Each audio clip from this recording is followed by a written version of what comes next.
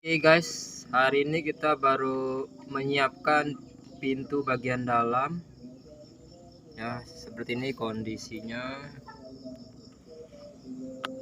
Karena udah kesorean ini seperti ini. Masih ada tahap lain, yaitu bikin dashboard, setir, dan kursi. Oke, besok tayang di miniatur truk official. Sekian dan terima kasih.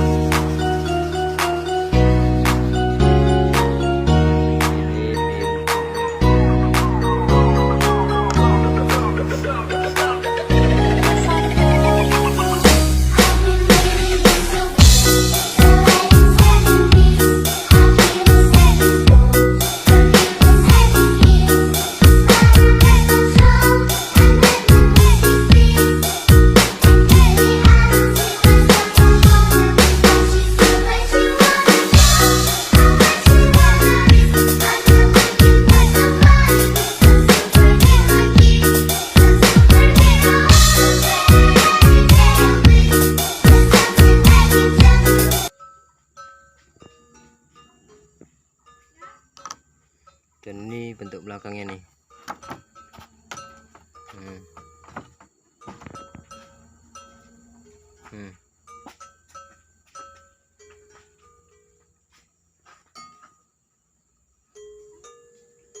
Oke, lanjut tahap kedua. Kepala Isuzu bisa dibuka. Iki pintu ilur. Wah, tinggal pasang engsel. Lagi tahap kepala. Cos.